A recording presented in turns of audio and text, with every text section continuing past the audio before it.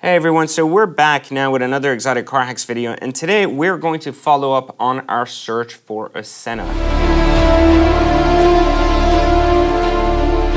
Now, you may have noticed last time we were talking, we had just basically glanced at the market and tried to understand specifically what cars could be bought and why the Senna was a good investment. If you missed that video, please refer back to our last video where we talked about that. And of course, don't forget to join Exotic Car Hacks, my incredible platform now with over 15,000 members, where I teach you how to buy, trade, invest in exotic and hypercars, even luxury cars, and literally drive them for free. You can now join us for just $197, and the only reason you can do that is because it's our Black Friday and July sale. So we would love to have you, so make sure you not only subscribe to the channel, turn on notifications, but actually join us at Exotic Car Hacks. But let's talk Sennas again today, because today we have looked specifically at certain cars that have caught my eye, and I'm going to explain to you why they've caught my eye and which one I'm kind of going to try to be buying shortly. So the first one here that it caught my eyes was this particular car right here, because it's a very base car, but the price listed, while it's base, it still has the glass, it still has some carbon, and it's listed at $975,000. Now this is good because this is basically a $980K car at sticker. And this is a good sign when doing a search, because that means that the dealer is ready to let it go. He has not overpriced his car above sticker. And while it is a base car, it is also one of the only cars under $1 million. Now, in order for such a base and non-exciting spec to really be a good deal, you'd have to be somewhere around 150 to 200K off. Now, you might be wondering, well, how's that even possible? Can this car be bought in the 8s? Probably not directly from this dealer, but a very base Senna is basically an 800 to 850K car from a liquidity standpoint today. What does that mean? That means that as of today, if we wanted to buy this car and needed to sell it overnight and get out of it, we want to ensure we have really good liquidity on the car so we can do that and don't get stuck with $1 million car. And the reason you take a look at a Senna like this way is because not a lot of people are going to be flying to try to kill to buy a very base model Senna. However, a lot of people would be jumping on this if it was a very, very cheap dollar Senna, because they can always wrap it or pretend they're richer than they are. And that's what a lot of people do, which is why this Senna would be the right car to have in that range, except that it just doesn't attract me that much. It's just really basic. And I feel like if you're going to spend $1 million in a car, you just need to be a little bit less like boring and more exciting. So this car is a contender, just not my first one. The second car I was specifically looking at was another all carbon exposed car. You may have realized my last carbon exposed car was super, super cool, and you saw it literally right here in my garage. You can refer back to my old videos. It had blue accents. This one has red. I don't know necessarily that I like one better than the other, but I think this is also a very beautiful car. It's a $1.3 million sticker, and they are still a little bit higher than I'd want to be, as they're only taking 100K roughly off of sticker, which is still putting the Senna at a very, very high dollar, even for a carbon exposed car. And the carbon exposed cars, just like our last one, aren't as rare as we'd like them to be, meaning there's still a few out there and they still keep coming on and off the market. But very, very cool car. The carbon exposed is always cooler. From far, you think it's black, but up close, unbelievable. This is the second contender, but again, I want to, and I still keep calling on the Jeffree Star Senna, but just not getting any luck under 1.2, and that is a significantly higher proposition than normal, because it is still about 100K over sticker still, and that's way too high.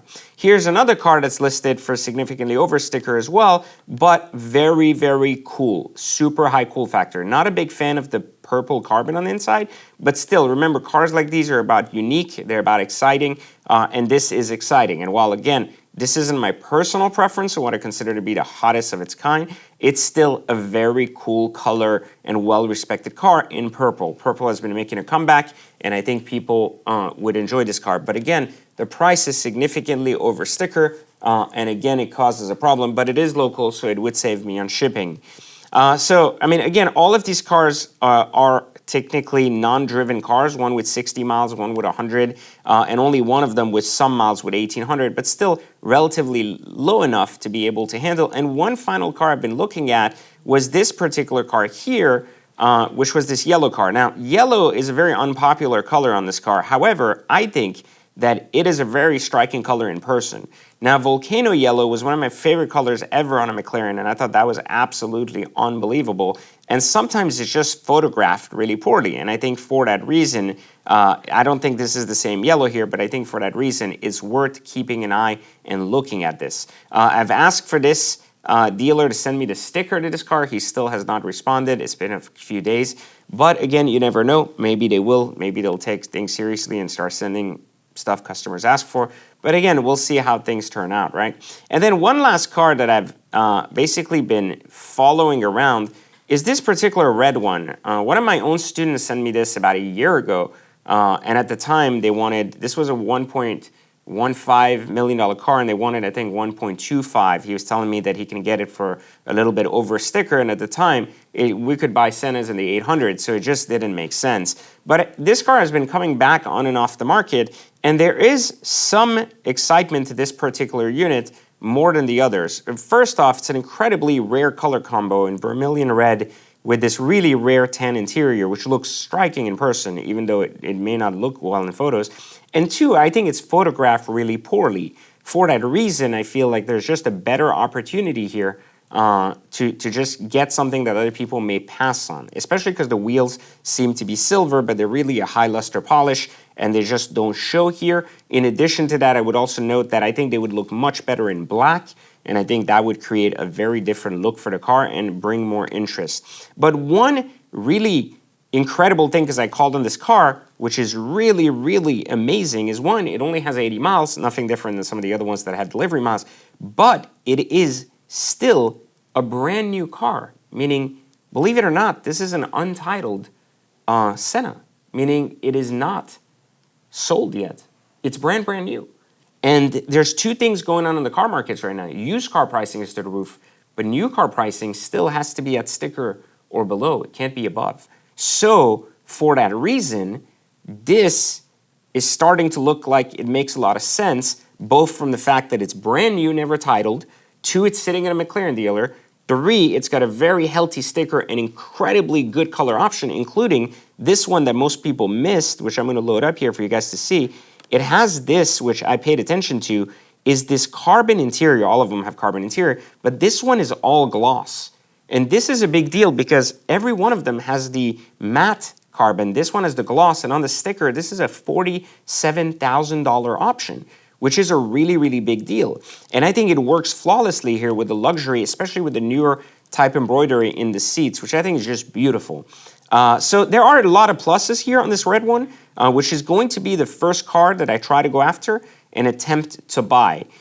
So I'm going to make some calls, see if we can get it, and then I'll report back to you guys on the next video for Exotic Car Hacks. Don't forget to like, subscribe, turn on notifications so we can, of course, check if I did indeed cough up the money or if I was a fake Instagram baller pretending to be buying cars. You know who you are out there, pretending, mentally masturbating, being like, I'm buying a car, I'm buying a new car.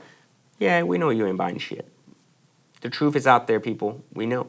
I had a guy actually reach out to me the other day trying to buy a Pista from me, my famous Pista. Dude couldn't send a deposit in 4 fucking days for 10 grand. Pretending he balling out of his mind on fucking Instagram. You know who you are. I'm a baller, I'm a 20-inch crawler. I'm calling you out, because if you're a fake baller and you try to do business with me, you're gonna get called out. If you ain't sending out wires, if you ain't got that cash, you got 10K excuses, can't deposit those. You're either buying or you're not buying. There ain't no excuses when you're playing the 500K and up car game. You either got the money or you don't. We ain't doing loans and shit. So anyways, let's see if I pick up this car or not. Let's see if I can make a deal strong enough with Long Island Sports Car. Our actual Aston Martin DBS came from there, so maybe I have more leverage, but that'll be for the next video. So make sure you comment and let me know between these 4 specs, which one would you buy? The carbon exposed one, a second round, this purple one here, or should we get the yellow one, or should we go for this crazy vermilion red one? All right, I'll catch you guys on the next video for Exotic Car Hacks.